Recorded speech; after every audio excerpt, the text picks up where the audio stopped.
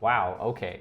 There's now less than 1,000 detached homes for sale in all of Edmonton, which is pretty crazy. We're sitting at pretty low inventory.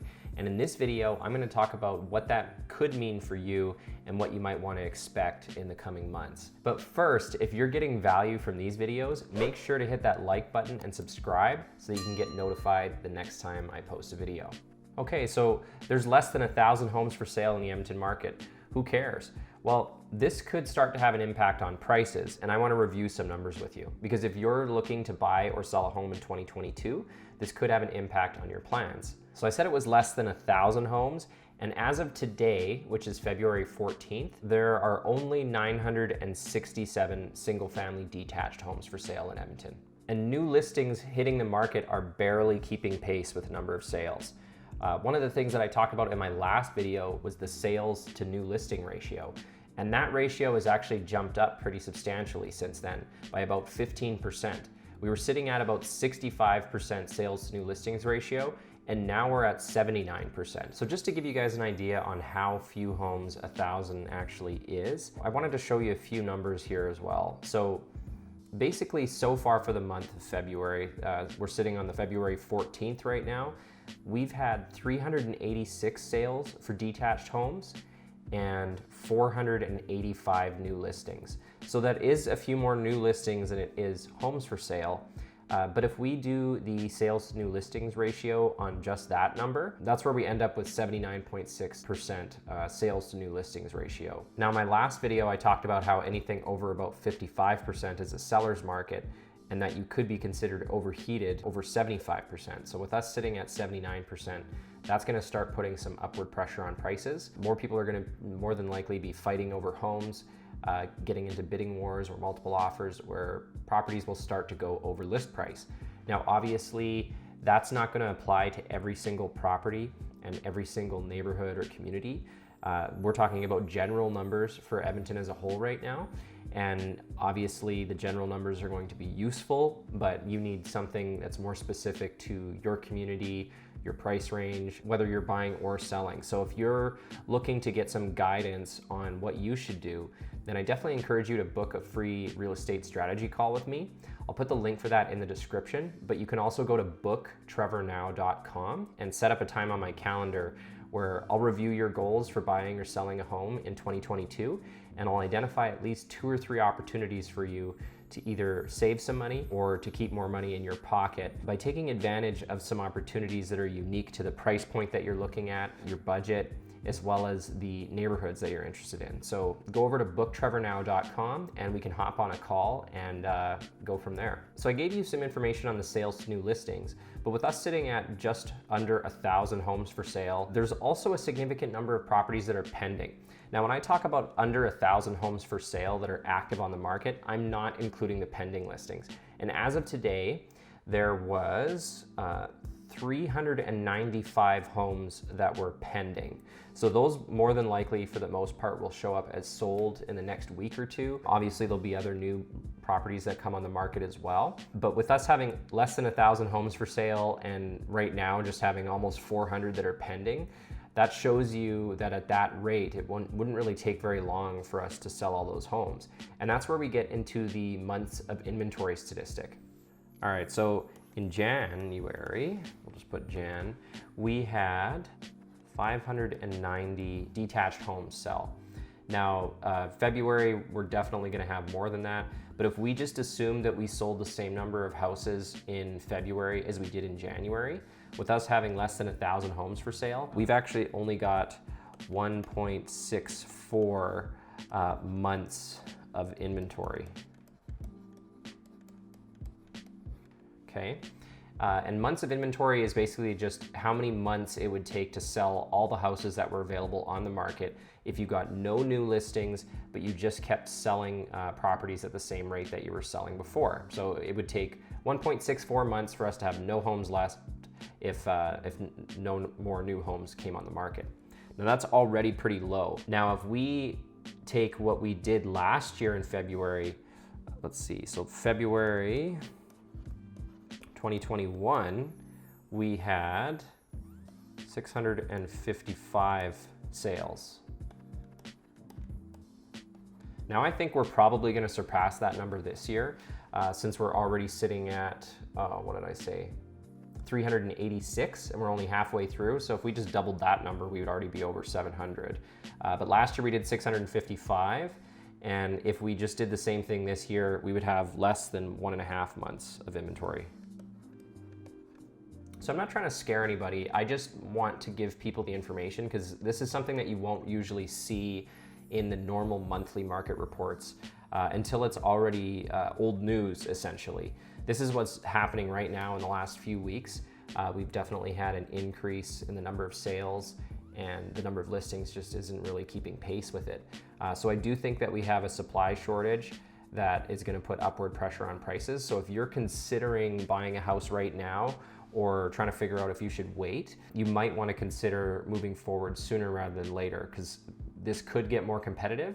And if you're looking at homes in the top of your price range right now, there is a chance that those homes will actually be out of your price range if things continue like this.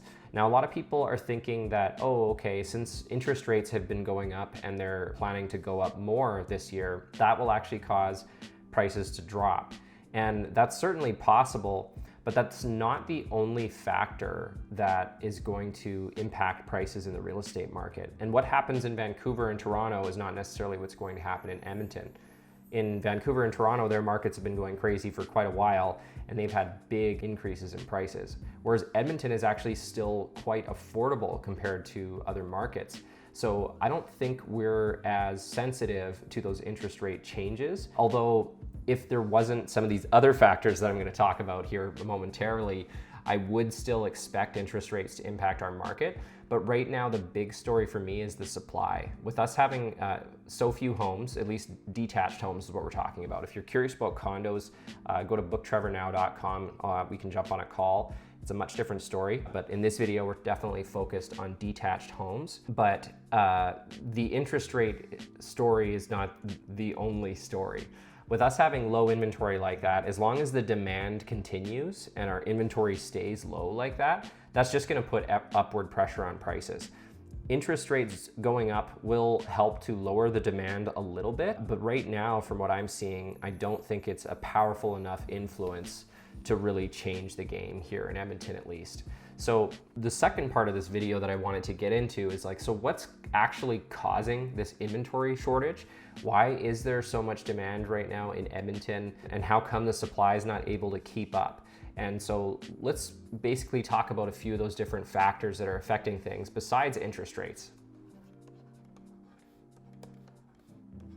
Okay, so why is this happening?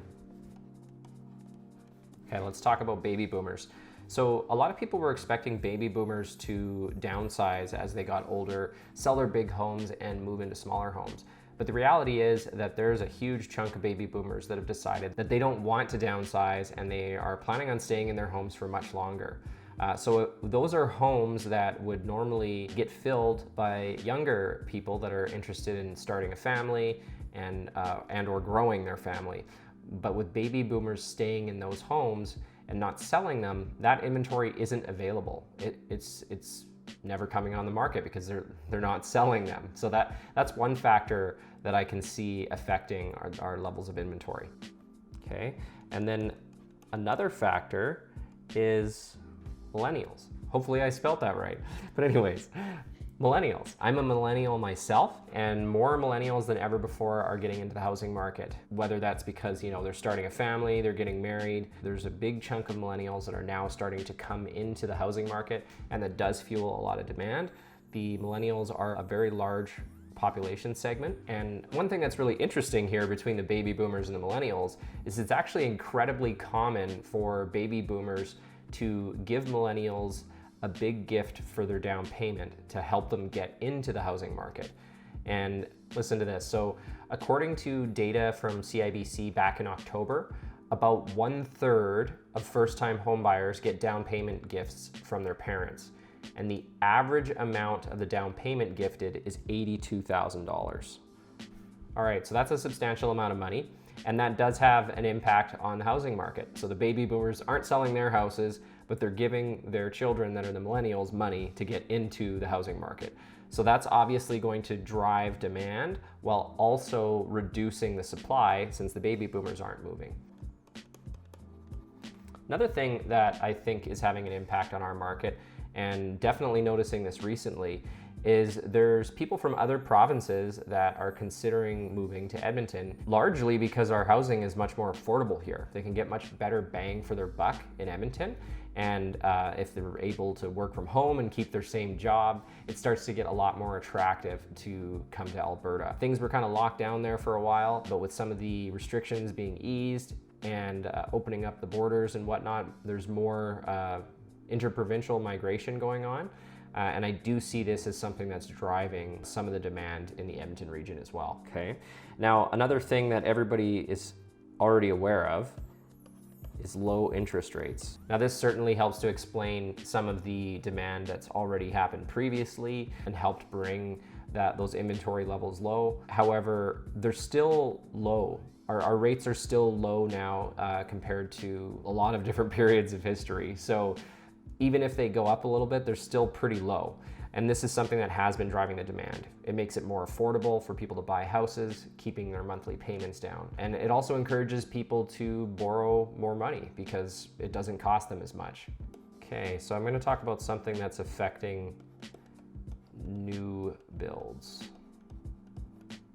And that's basically supply and labor shortages, which is helping to increase the prices of new home construction all across Canada, but it's definitely affecting us here in Edmonton as well. So if they have trouble getting the supplies that they need, or the supplies become more expensive and their labor becomes more expensive, that's also gonna put an upward pressure on prices, or also reduce the number of houses that they actually get built.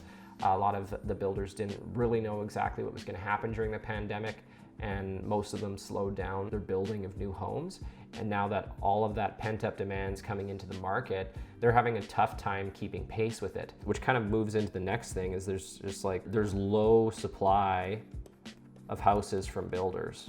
So there's not a ton of lots available. It's been taking them longer to build houses because of these problems up here that we just talked about. And them having low supply does also transition over into the resale market. If there's not as many new homes available to buy, anybody that would have bought a new home is going to more than likely go into a resale home. So that market affects the MLS inventory as well. The last thing that I wanted to talk about is immigration. So this is one that sometimes people overlook it. I know it wasn't something that I had thought a whole lot about before. But the reality is Canada is increasing its level of new immigrants that they're giving permanent resident status to. Just to share some numbers with you, just so you know that I'm not making this up until 2015, Canada welcomed about 250,000 immigrants per year. In 2016, the new baseline target became 300,000. And prior to the pandemic, the target was set to about 340,000 per year. But because of the pandemic, those numbers initially took a hit and dropped below 200,000 in 2020. But in October 2020, the government announced plans to welcome over 400,000 immigrants per year to help support Canada's economic recovery. And in 2021, they actually reached their goal and broke records with landing 405,000 new permanent residents. Now the goal is to get 431,645 new permanent residents in 2022, 447,055 in 2023, and 451,000 in 2024. So why am I talking about immigration? Well, that affects demand for houses. So obviously, if you're increasing your population, and then that population is made up of young families or people that are going to be starting families, that's also going to drive demand for houses. So if you're already having some supply issues and quite a bit of demand, you got low interest rates, you got millennials getting gifts from their parents, the baby boomers are staying in their houses, people are moving to Alberta, and you've also got a lot of immigration going on. And I think there's a good chance Alberta, based on what I've been reading from different economists, is going to get their fair share of those immigrants for sure, potentially more than their fair share. All those things add up to painting a picture, at least in my mind, that there's going to be strong demand even if interest rates do go up. And obviously it depends on how much interest rates do go up, but all these things play a role. And most of them I don't see changing that quickly, except for maybe the low interest rates. All those other factors are still in play. Obviously, the supply and labor shortage, hopefully that'll get better as we get further into our economic recovery and we don't have as many supply issues. If the builders are able to get more of their lots developed, it does look like there's early stages of that happening. They're gonna get, well, they had a lot more getting started in 2021. And it's probably gonna be the same thing in 2022. They took a really big hit in 2020, but that's definitely gonna help. But as of right now, there's just such low inventory that I think it's gonna be a pretty crazy spring market. So if you're on the fence, like I said before, definitely book a call. Go to booktrevornow.com and we can hop on a call. I can discuss your plans and help you figure out what makes sense for you. Does it make sense for you to try to take action right now, whether you're buying or selling? Or is it maybe better if you wait? And some of the reasons might surprise you. So I hope this video is helpful. I'm gonna be doing more videos like this. Make sure to like and subscribe and book a call if you wanna look at your situation a little bit closer. Thanks so much for watching the video. I hope you're getting value out of it, and I will see you on the next video.